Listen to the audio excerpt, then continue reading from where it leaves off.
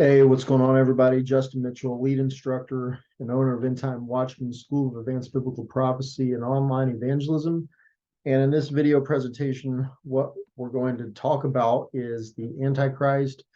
We're going to go through a lot of material, and keep in mind, we also have a course on the Antichrist. Most of this stuff are highlights, it's going to give you a lot of information, but if you go deeper into the study, which will take a little bit longer, we'd like you guys to do that as well. But this is just a prelude, give you guys a little bit of a taste on what that encompasses, how much information there is, and why that's important. So with all that said, let me go to PowerPoint here and take a look at this topic and why it's so important. I believe in my whole heart that if people don't know the Antichrist, they'll butcher end time prophecy. They'll miss a lot of things, as the Antichrist is really key in the takedown of the United States and a lot of different wars and how he gets to power, and a lot of misconceptions of who the Antichrist is and things like this. If we understand it, it's easy to see and we can actually understand it, but there's so much deception. If this isn't taken care of or seen or recognized, then a lot of things just completely fall apart. So here we go. We've got the Antichrist here, beast kingdom of the Antichrist. A lot of information in Isaiah, Daniel especially, and Matthew 24:15, Revelation 13, 1-7. A lot of people very confused on the beast kingdom. It's the fourth and final beast kingdom that's formed between the second and third seal war, and that is going to be destroyed by Christ's second coming. So if we understand that there's still something that needs to be formed, that we'll understand what we need to look for, and hopefully this presentation helps you guys with that. So with all that said, let's go on to the next slide. After this presentation, you'll know the titles of the Antichrist, where the Antichrist comes from, what is the fourth and final beast kingdom, the wars before and with the Antichrist, what the Antichrist looks like and how to identify him. Antichrist is ultimately responsible for the destruction of the United States. The big mistake Bible scholars make with the Antichrist and the difference between the Antichrist and false prophet. Titles of the Antichrist, okay, and I'll probably try to go into the Bible and read some of this stuff, but also there's a lot of information, so I also want to try to get through here fairly quickly for sake of time and things like this. Most of my presentations are about 45 minutes, depending on what we're talking about. So the Antichrist, we see that in 1 John 2:18. This is a title. We see the title as a beast king in Daniel 7:11, Revelation 13:5, and Revelation 17:16. We see the ruler who will come. That's very important to understand. Daniel 9:26. The man of lawlessness, 2 Thessalonians 2:3-4. The Assyrian, that helps us. Isaiah 10:5, Isaiah 10:12, Micah 5:5, and then Gog, Ezekiel 38:3. All right, so first the kingdom of the 10, and first the kingdom and the kingdom of the 10. So we've got the dream, the fourth kingdom in Daniel 2:31-44. Let's take a look at that real quick. I want to read that. Let's see here. And see, the first three kingdoms are Babylon, Media, Persia, and Greece. Let's take a look at Daniel 2:31-44. Make sure we read that real quick.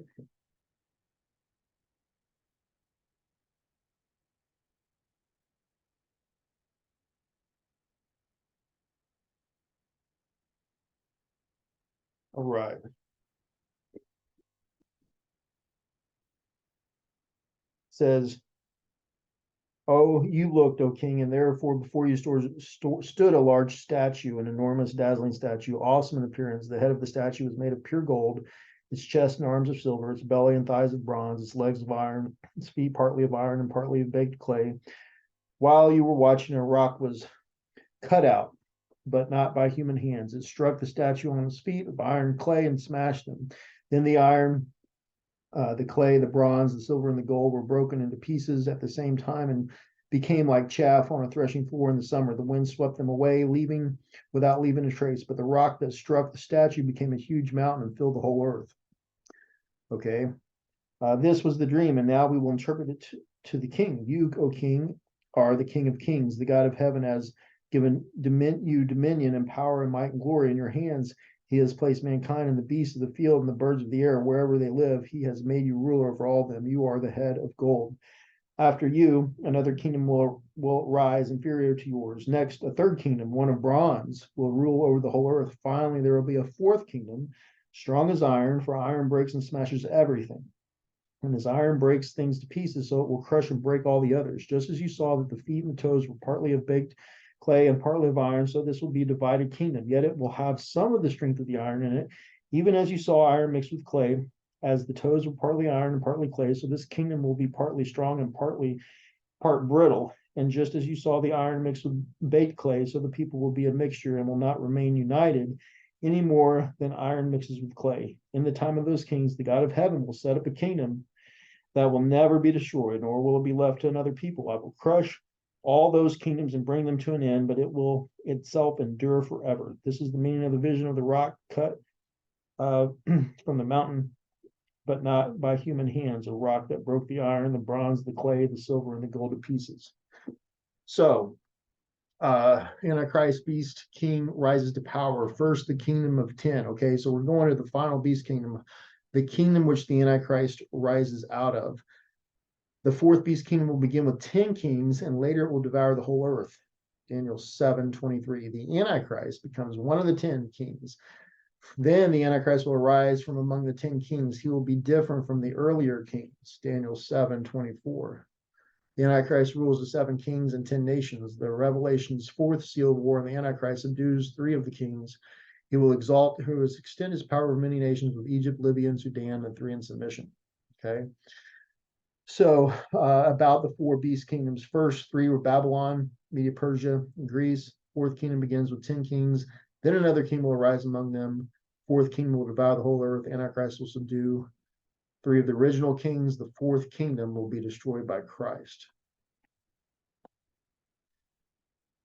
When rebels have become terrorists, he will become very strong, but not by his own power. He will cause astounding devastation and will succeed in whatever he does. He will destroy those who are mighty, the holy people.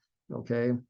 So we also know that the type of look that this guy has, the beast king, the anti-Messiah, Jehovah says, in the time of the end, when rebels have become terrorists, a fierce looking king, a master of intrigue will arise. It's Daniel 8:23. Okay, so we've got a couple memes here of a potential candidate. We're going to go a little bit farther into that. Antichrist wars. Now, this is real important because a lot of people mistake the Antichrist being some peacemaker and stuff like that, but he's actually a warrior king. So the Antichrist attacks the mighty men, Daniel 11:39 and Daniel 8:23-24. So the Antichrist wars, the mighty men are the superpowers. So this is how he takes out bigger people. Okay, there's a conspiracy to take out the United States. Revelations 17, 16, and 17 talks about that the beast will hate, and 10 nations will hate the prostitute and burn her with fire. Okay, in 1 hour. So that's a war on the superpowers. Christ also subdues 3 kings, and it talks about how the Egypt engages Antichrist. The fourth seal war, we'll go into that.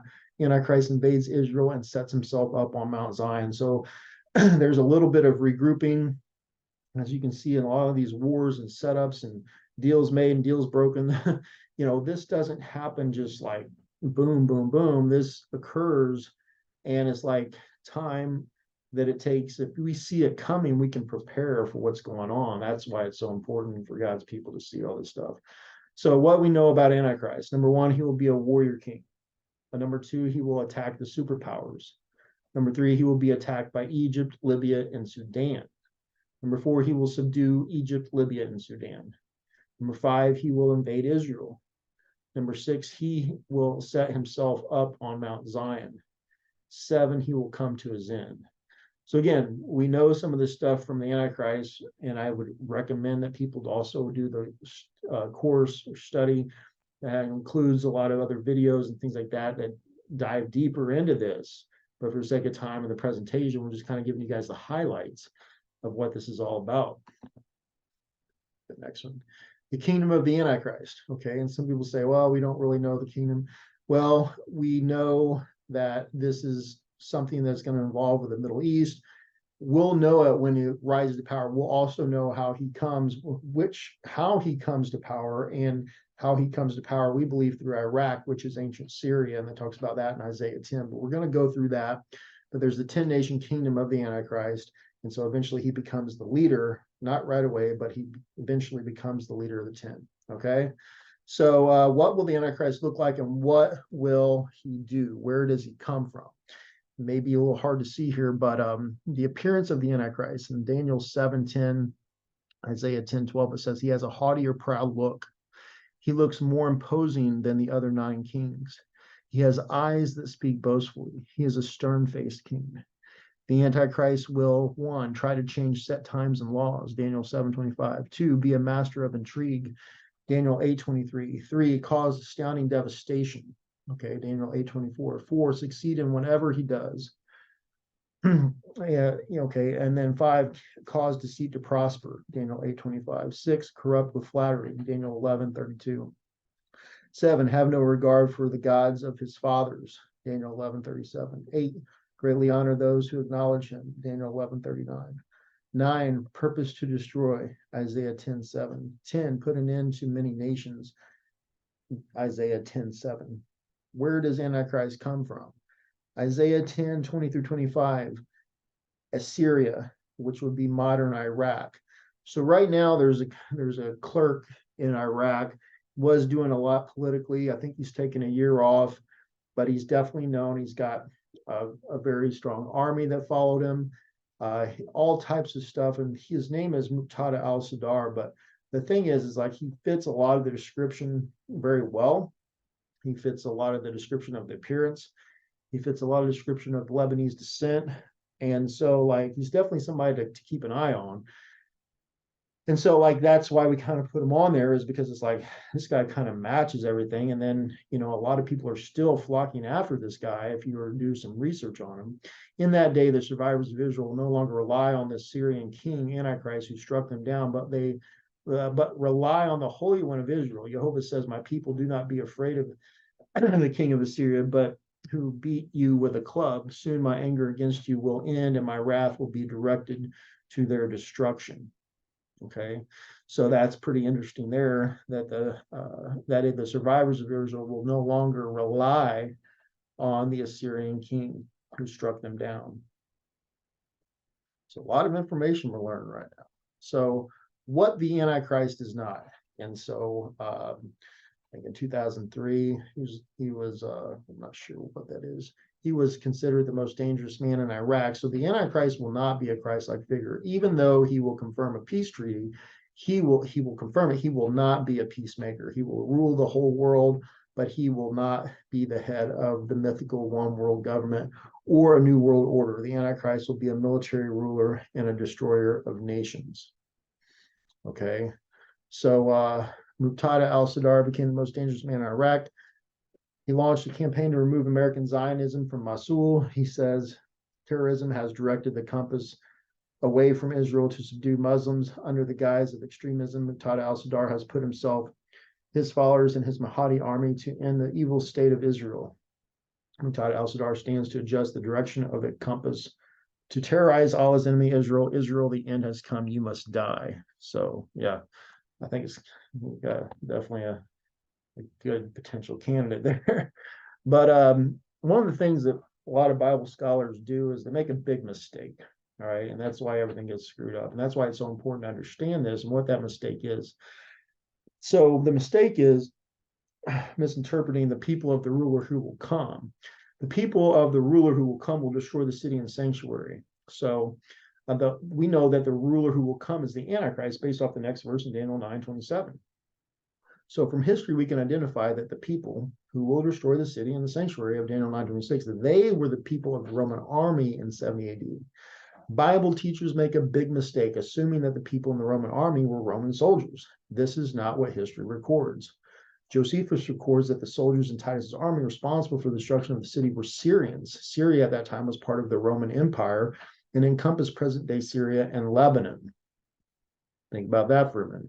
Therefore, the ruler who will come, the Antichrist, will be of ancient Syrian descent. Mutada al-Sadar is a very good fit for the amount of information we find in the Bible about Antichrist, but we will see his ancestors are from ancient Syria. The people of the ruler who will come will destroy the city and sanctuary, Daniel 9:26. The ancient Syrians, the people of the Antichrist, destroyed Jerusalem and the temple in 70 AD. So that's why it says the words are closed and sealed. It's like a lot of times people are going to kind of miss this because nobody's really looking that deep into it. And then if they do come up with something at a certain time, then they run with that and then they build a doctrine off that. And that's why Christ said, do not follow them and say the time is near.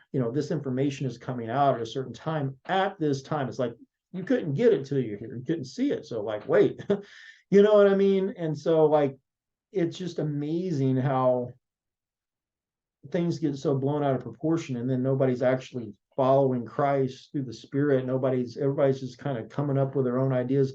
Nobody's recognizing the time of the end, and now everything's all screwed up. But God's going to change that. So we're looking forward to the wake up of the church.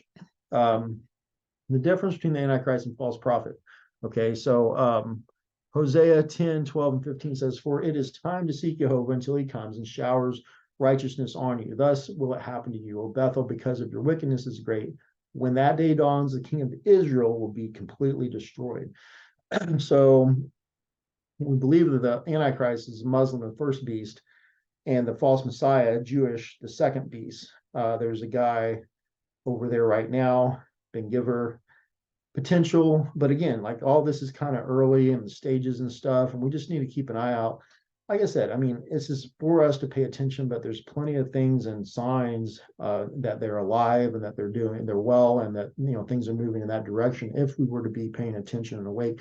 The false prophet of Revelation 16, 19, 20, and the second beast of Revelation 13 is the false Messiah. I saw spirits come out of the mouth of the dragon, the beast and the false prophet, Revelation 16, 13. The beast was captured and the false prophet. The devil was thrown to the lake of fire with the beast and the false prophet, Revelation 20:10. The false prophet was translated from the Greek word pseudo-prophetess, from G5571 and G4396, meaning false prophet or religious imposter, false Messiah. Okay. The second beast of Revelation comes out of the land as in promised land. The false Messiah is Jewish.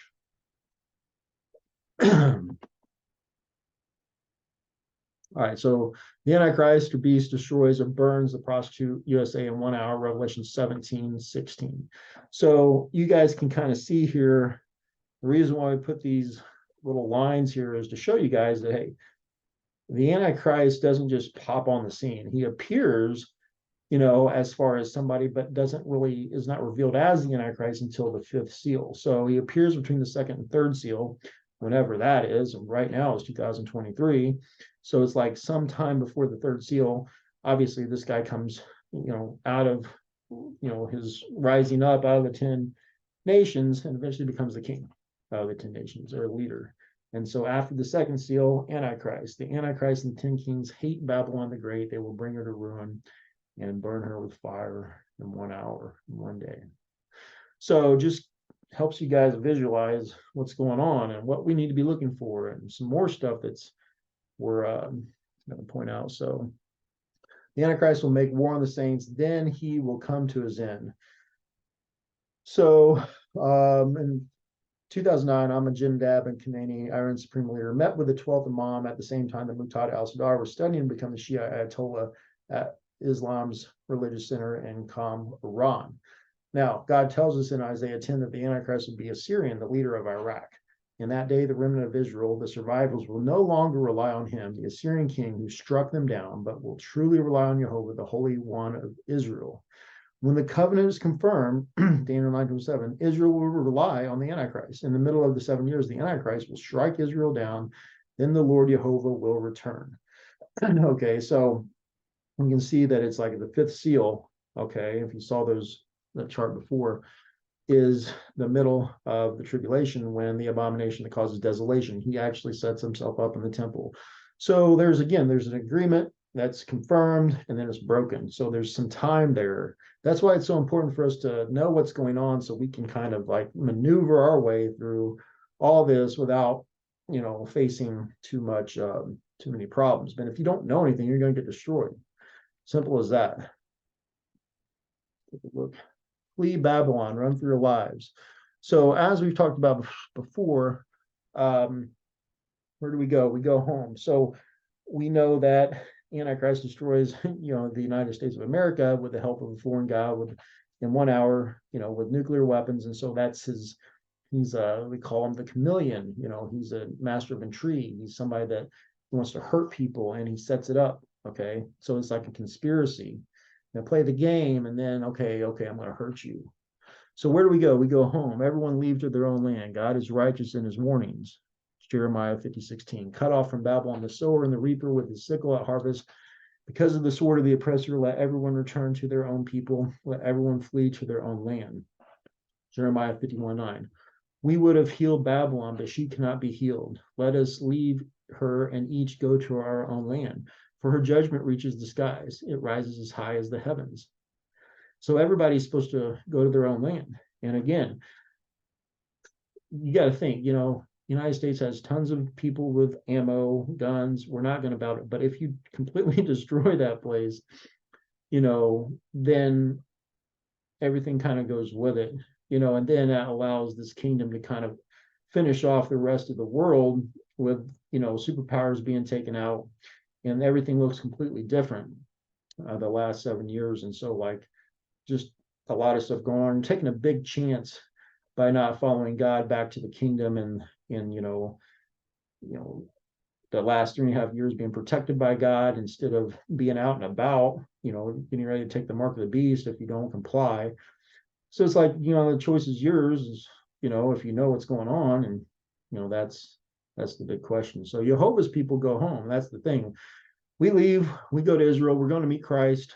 We are all one in Christ, both Jew and Gentile, binding to Jehovah's covenant. All right. So Jeremiah 50:40-5, in those days and at that time, declares Jehovah, the people of Israel and the people of Judah together will go in tears to seek Jehovah their God.